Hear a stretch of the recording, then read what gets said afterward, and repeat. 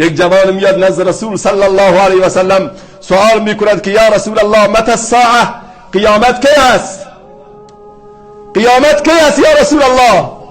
پیامبر صلی الله علیه و سلم برای این که این جوان رو از یک مسئله مهم به اهم انتقال بده، اون رو متوجه بکنه، پیامبر در مورد زمان قیامت بهش صحبت نمیکنه، میگه و ما اعددت لها، برای قیامت چی آماده کردی؟ این مهمه.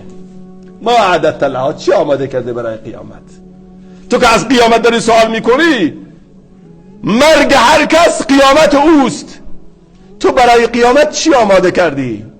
این اعرابی گفت یا رسول الله ما اعددت لها من صیام کثیر صلاة ولا صیام ولا صدقه، خیلی نماز آنچنانی ندارم، نمازهای فرض رو خوندم، نافله آنچنانی تهجدی ندارم، روزهای فرض رو گرفتم، روزه نفلی ندارم، زکات نداشتم بدم، صدقه آنچنانی ندادم، نه اینها رو ندارم یا رسول الله، ولکن ای رسول خدا یک چیز دارم.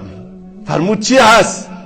گفت غیر انی احب الله و رسوله، قلب من مالامال از عشق تو هست یا رسول الله، دل من، فضای دل من غیر از محبت تو هیچ محبتی، هیچ عشقی فضای دل من رو پر نکرده، هیچ نعمتی در دنیا دل من رو اونقدر آرام نمی کنه که محبت تو من رو آرام می کند یا رسول الله.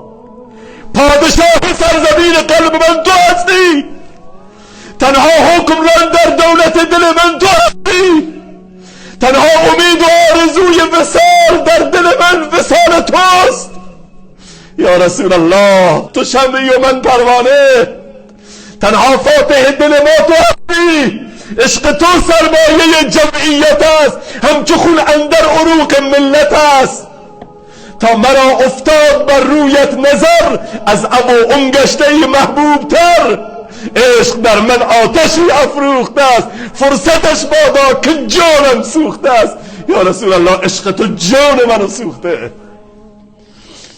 من با هیچ چیز آرام نمیشم، قمار نمیتونه منو آرام کنه، شراب نمیتونه منو آرام بکنه، هیچ شرابی، هیچ فیلمی، تماشای هیچ صحنه‌ای، هیچ زیبایی طبیعتی به اندازه تماشای صورت تو منو نمیتونه آرام بکنه یا رسول الله.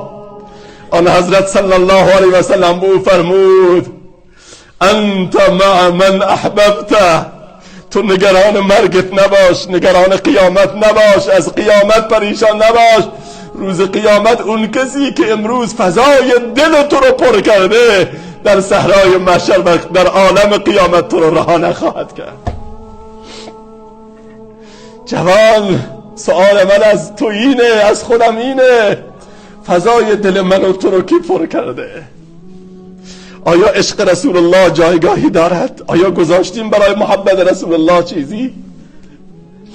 یا اینقدر بازیگرهای هالیوودی و سینمایی اونقدر محبوب دلهای ما شده، عشق به فوتبالیست ها، عشق به سیاستمداران، عشق به هنرپیشه ها اونقدر زیاد شده، عشق به ستاره های هالیوود که فضایی برای عشق به محمد صلی الله علیه و سلم نگذاشته است. هر کس خودش سرمایه دل خودشو بسنجه که سرمایه دل تو چیه؟ سرمایه وجود ما چیه؟ عشق او سرمایه جمعیت است.